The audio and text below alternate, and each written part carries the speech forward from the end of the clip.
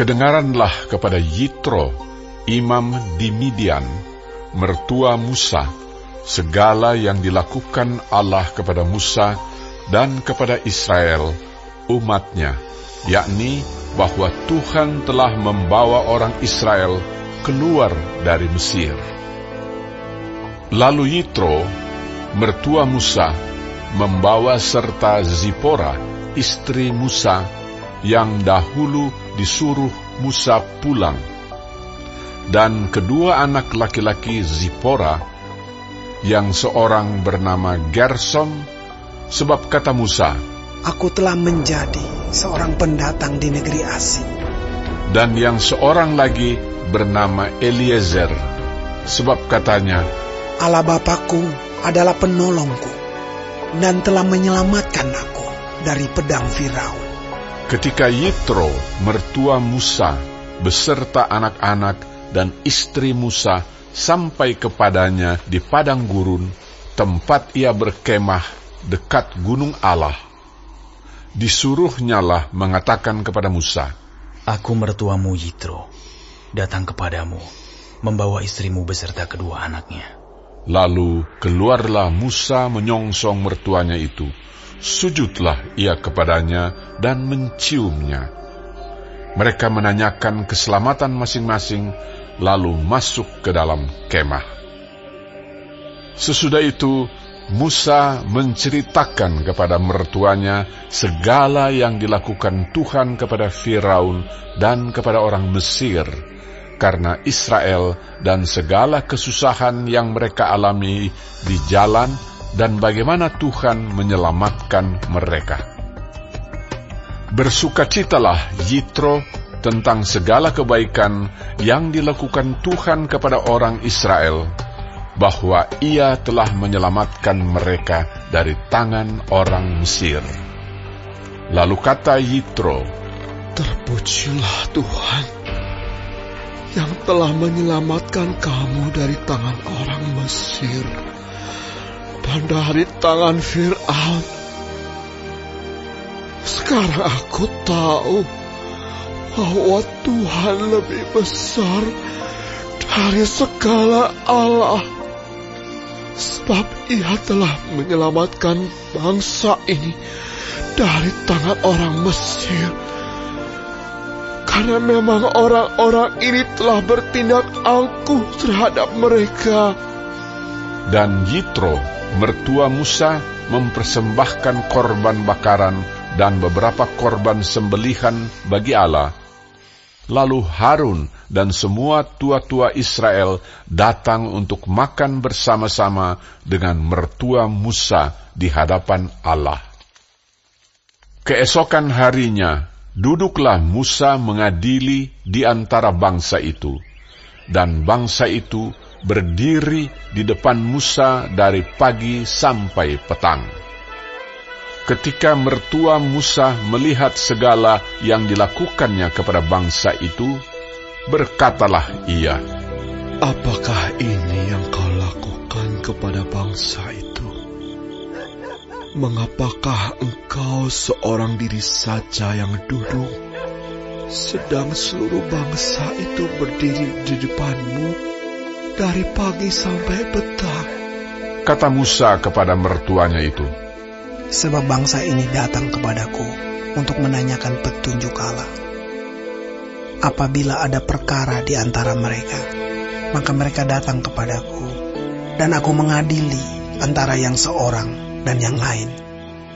Lagi pula aku memberitahukan kepada mereka ketetapan-ketetapan dan keputusan-keputusan Allah." Tetapi mertua Musa menjawabnya, "Tidak baik seperti yang kau lakukan itu. Engkau akan menjadi sangat lelah, baik engkau, baik bangsa yang beserta engkau ini. Sebab pekerjaan ini terlalu berat bagimu.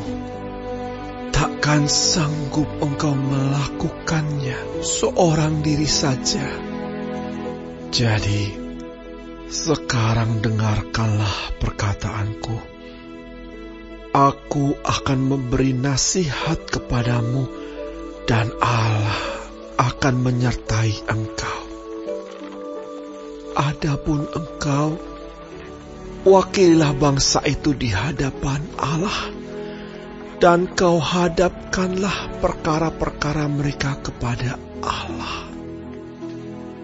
Kemudian, haruslah engkau mengajarkan kepada mereka ketetapan-ketetapan dan keputusan-keputusan, dan memberitahukan kepada mereka jalan yang harus dijalani dan pekerjaan yang harus dilakukan.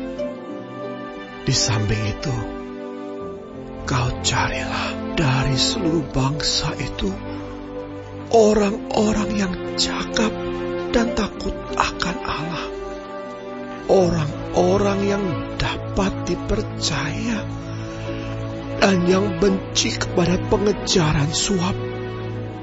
Tempatkanlah mereka di antara bangsa itu menjadi pemimpin 1.000 orang, pemimpin 100 orang, pemimpin 50 orang, dan pemimpin 10 orang. Dan sewaktu-waktu mereka harus mengadili di antara bangsa.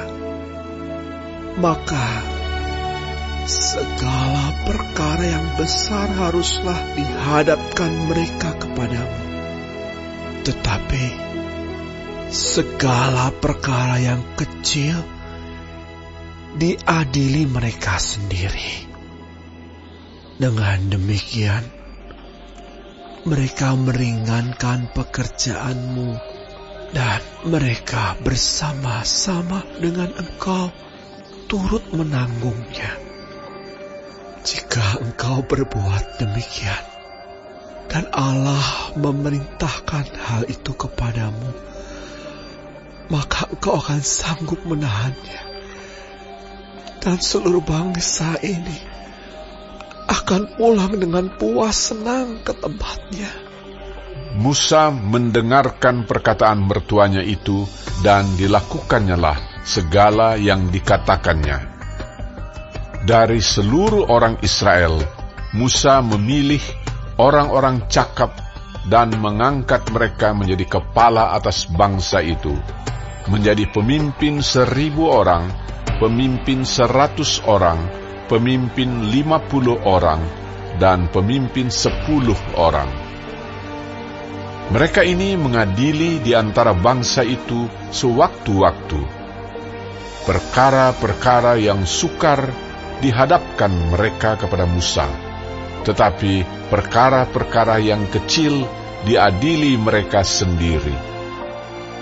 Kemudian Musa membiarkan mertuanya itu pergi, dan ia pulang ke negerinya.